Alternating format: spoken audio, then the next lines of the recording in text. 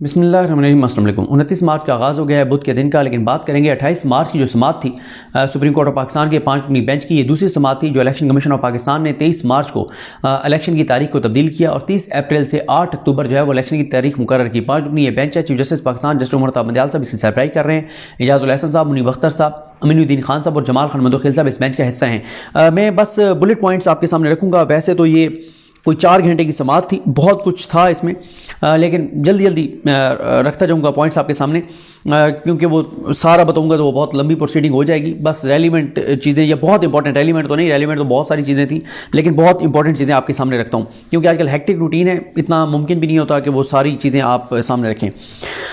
सबसे पहले full court बनाने की जो इस्तदा है, वो जिस तरह से आमिर सईद अब्बासी साहब ने ट्वीट भी किया, वो अमलन मुस्तरद जो ये फुल कोर्ट बनवाना चाहते थे।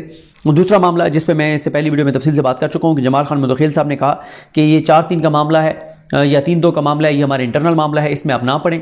आप ये बताएं कि इलेक्शन की तारीख इलेक्शन कमीशन चेंज कर सकता था या नहीं कर सकता था। ये उन्होंने अटॉर्नी जनरल पाकिस्तान से पूछा और इस पर chief justice Pakistan justice Umar ताब साहब ने शुक्रिया अदा किया जमाल खान मंदोखिल साहब का कि आपने इस मामले को क्लियर किया है। तीसरा जो है वो अदालत ने कैटेगोरिकल चीफ जस्टिस पाकिस्तान ने कह दिया है कि इलेक्शन कमीशन ऑफ पाकिस्तान के पास कोई इख्तियार नहीं था कि वो जो है वो इलेक्शन की तारीख को तब्दील करता। मैं आगे चल के आपको बताता हूँ कि अटॉर्नी जनरल पाकिस्तान का एक ऐसा एतराफ़, जिस एतराफ़ के बाद उन्होंने इलेक्शन कमीशन का खेल बिगाड़ दिया है, वो इलेक्शन कमीशन ऑफ पाकिस्तान जो इस वक्त जिसकी वफादारियाँ जो नज़र आ रहा है वो आइन और कानून और पाकिस्तान के साथ नहीं बल्कि शरीफ ख़ानदान और PDM के साथ हैं, जिस तरह से इलेक्शन कमीशन ऑफ पाकिस्तान फैसले कर रहा है। उसके बाद सुप्रीम कोर्ट मुसलसल ये बात कह रही है कि जो माशरे के अंदर अदम बर्दाश्त है, ये जो गालम गलोच है, ये जो सख्त लैंग्वेज है, एक दूसरे पर इल्ज़ामात हैं, धमकियाँ हैं और एक दूसरे के गिरबान पकड़ रहे हैं, ये टेंस माहौल, इसको कूल डाउन करना होगा ताकि इलेक्शन जो है वो पुरअमन तरीके से हो सके और साफ़ और शफाफ इलेक्शन हो सके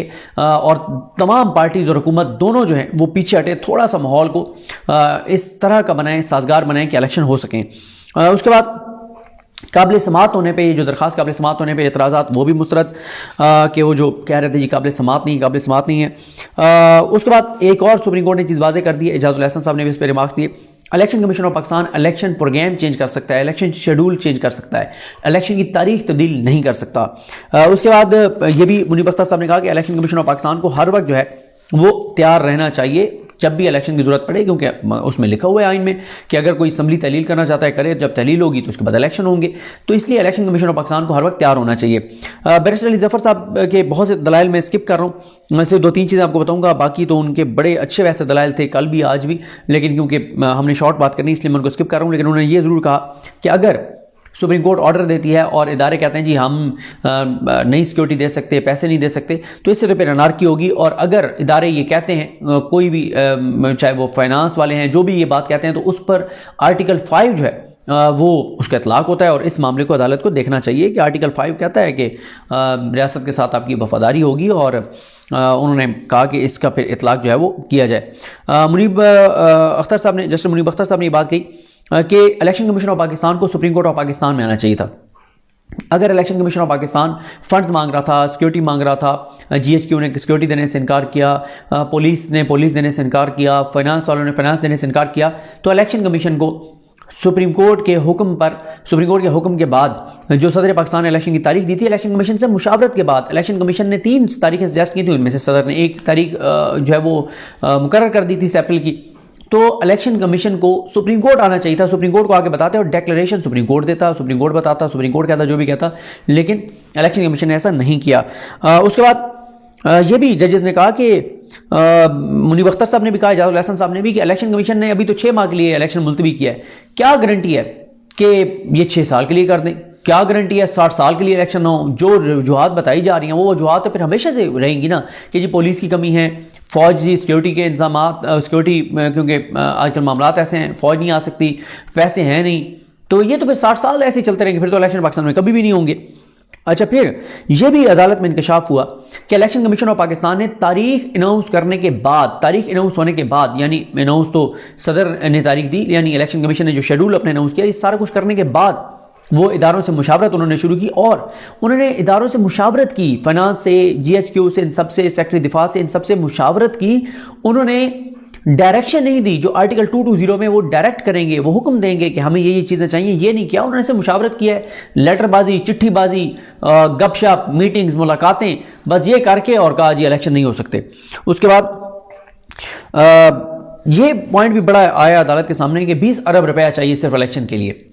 और वज़ीर ख़जाना का एक बयान, मुनीब अख्तर साहब ने कहा कि अखबार में एक उनका बयान छपा हुआ था कि एक माह में उन्होंने 500 अरब कहा कि हमने टैक्स कलेक्ट किया है। 500 अरब में से सिर्फ 20 अरब चाहिए। एक माह की जो टैक्स कलेक्शन है उसमें से भी आप देख लें, और जो पूरे साल के पाकिस्तान के एक्सपेंडिचर हैं 11,000 अरब के अखराजात हैं, उसमें से 20 अरब, ये तो 0.000% कुछ जाके बनते हैं, और सम 0.002%, 0.0034, जितना भी आप उसको उससे लगा लें, तो ये 20 अरब चाहिए 11,000 अरब में से। फिर उसके बाद जो एक और चीज़ जो इसमें से वारदात पकड़ी गई है कि जो बयान वहाँ पे दिया है सेक्रेटरी फाइनेंस ने, उसमें तो यही है कि भाई आम इंतखाबात अगले भी कौमी असम्बली के भी नहीं हो सकते। तो पहले से ग्राउंड तैयार की जा रही है कि कौमी असम्बली के इंतखाबात भी ना हो। ये भी हुआ।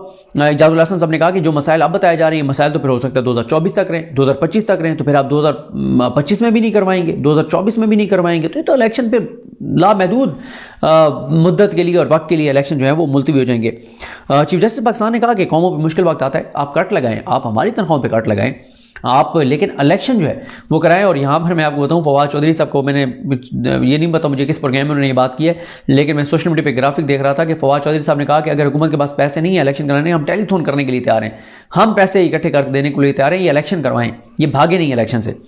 उसके बाद तुर्किया की बात की चीफ जस्टिस पाकिस्तान ने कि वहाँ पे इतना सख्त ज़लज़ला आया है, वहाँ पे सिर्फ जो बहुत मुतासर इलाके हैं वहाँ पे नहीं हो रहा, बाकी तो इंतखाबात हो रहे हैं। पाकिस्तान में भी उन्होंने कहा कि मैंने ट्रेन पे सफ़र किया है, सिंध में अभी बहुत सी जगहों पे पानी खड़ा हुआ है, और कोयटा की तो कनेक्टिविटी नहीं है ट्रेन की, और कुछ ऐसी जगह हैं जहाँ से ट्रेन जो है वो पैदल चलने वालों की रफ्तार से चलती है, यानी इतने वहाँ पे इस वक्त ट्रैक जो है वो मुतासर हैं। तो हाँ, जहाँ पे कोई इस तरह कनेक्टिविटी का मसला है वहाँ पे इलेक्शन बिल्कुल मुलतवी किए जा सकते हैं। तो चीफ जस्टिस पाकिस्तान ने कहा कि एमरजेंसी सूरत हाल अगर नाफिज, एमरजेंसी नाफिज हो या वो एक एमरजेंसी की प्रोविजन है जो कि आइन के अंदर है, उसमें फिर ये होता है कि इलेक्शन मुलतवी किए जा सकते हैं। तो क्या यहाँ पे वो वाली सूरत हाल है या इमरजेंसी वो डिक्लेयर की गई है जिसकी प्रोविजन आइन में मौजूद है? तो बैरिस्टर साहब ने कहा एब्सोल्युटली नॉट।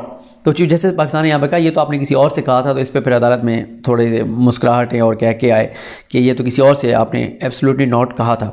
और उसके बाद IMF के बयान का जो ये सहारा लिया गया है उस ऑर्डर में, उसके भी ऊपर भी मुनीब अख्तर साहब ने कहा कि मैंने वो स्टेटमेंट पढ़ी है कि IMF ने कहा है हम तो ये नहीं कह रहे कि आवाम को उनके मुंतखब नुमाइंदे चुनने का हक़ ना दिया जाए। और फिर मुनीब अख्तर साहब ने ये बात कही कि और इजाजुल हसन साहब ने, और इस दौरान फवाद चौधरी साहब भी रोशनाम पर आए कि उन्होंने 70 अरब रुपये जो है वो तरक्याती फ़ंड्स दिए हैं अरकान असम्बली को, जिसमें मुनीब अख्तर साहब ने कहा वो तो कानून के मुताबिक ठीक नहीं है। और ये भी कहा मुनीब अख्तर साहब ने कि 70 अरब वो 10 अरब लैपटॉप स्कीम पे दिए हैं, तो 80 अरब तो सिर्फ ये बन जाता है। एक तरफ 20 अरब नहीं है और दूसरी तरफ जो है वो 80 अरब तो यही हो जाते हैं।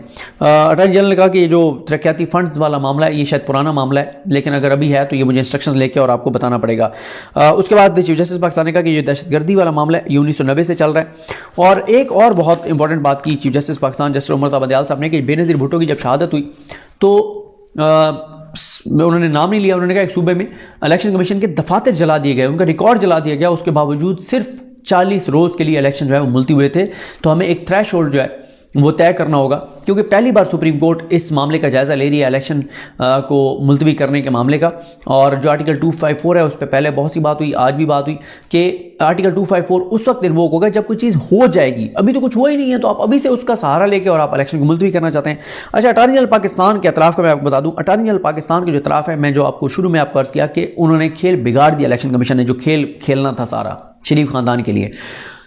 अटॉर्नी जनरल पाकिस्तान जो PDM सरकार के नुमाइंदे हैं उनकी तरफ से दलाइल दे रहे हैं, उन्होंने इस बात का एतराफ़ किया है कि आइन में और कानून में कहीं पे इलेक्शन कमीशन ऑफ पाकिस्तान के पास ये इख्तियार नहीं है कि इलेक्शन कमीशन ऑफ पाकिस्तान जो है वो इलेक्शन की तारीख को तब्दील कर दे, इलेक्शन को एक्सटेंड कर दे, सदर की 2 तारीख को ख़त्म करके और नई तारीख का ऐलान कर दे। ये एतराफ़ कर लिया है अटॉर्नी जनरल पाकिस्तान ने, और बहुत से लोग वहाँ बैठे वो कहते हैं अटॉर्नी जनरल पाकिस्तान की कोई तैयारी नहीं थी, कोई वो मुतासिर नहीं कर सके जजेस को उस तरह से। ज़ाहिर है जब आपका केस कमज़ोर हो तो आप जितने भी लायक हों काबिल वकील हों, जब आपके केस में कुछ है ही नहीं तो आप कितने एक अच्छे दलाइल दे सकते हैं। उसके बाद उन्होंने चीफ जस्टिस पाकिस्तान ने कहा कि इलेक्शन कमीशन ने जल्दबाजी में जो है ये ऑर्डर लिखा है, नज़र आ रहा है यही। और फिर ये बात भी की इजाज़ुल हसन साहब ने कि पिछले साल जो चीफ इलेक्शन कमिश्नर ने कहा था कि हम नवंबर में इलेक्शन कराने के लिए तैयार हैं, तो उस पर अटॉर्नी जनरल के ज़बरदस्त उन्होंने दलील दी। उन्होंने कहा उस वक्त डॉलर का रेट और था, डॉलर का रेट और है। तो इजाज़ुल हसन साहब ने कहा कि इलेक्शन कमीशन के डॉलर्स के ऊपर चलता है। तो फिर उसके बाद सिक्योरिटी की जब बात हो रही थी तो उस वक्त उन्होंने कहा जमाल खान मुंतखिल साहब ने कि मेरे साबिक चीफ जस्टिस को जो है वो उनके घर में घुस के और कत्ल किया गया। मिस्किन जई साहब का आई थिंक वो जिक्र कर रहे थे। उसके बाद इलेक्शन कमीशन ने टाइम भी मांगा, कुछ उन्होंने डॉक्यूमेंट्स जमा करवाने थे, कुछ मीटिंग मिनट्स जमा कराने थे, और मरदमशुमारी का भी वहाँ पे जिक्र हुआ। मरदमशुमारी के ऊपर भी मुंतखिल साहब ने ये बात कही कि आपने 2017 का जो मरदमशुमारी थी उसको 2021 में नोटिफाई किया, तो ये कोई बात नहीं है कि आप जो है ना वो मरदमशुमारी, तो उन्होंने कहा मरदमशुमारी अभी इलेक्शन होंगे और जब मरदमशुमारी हो जाएगी तो नए इलेक्शन उसके ऊपर हो जाएंगे। तो ये नहीं है कि आप इस तरह से जो है वो इसकी आड़ लें। ये वो इंपॉर्टेंट पॉइंट्स हैं जो मैं समझता था कि आपके सामने रखने चाहिए। मुकम्मल वैसे मेरे पास वो है नोट्स, किसी वक्त ज़रा और चीज़ें निकाल के जो नहीं अब तक आपके सामने रख सके वो आपको बताएंगे। तो बाकी इंशाल्लाह जो कुछ पार्लियामेंट में हुआ उस पर नेक्स्ट वीडियो में बात करेंगे। मुझे अपनी दुआ में याद रखें। लखनी हम सबका हामी नासरो। अल्लाह हाफ़िज़।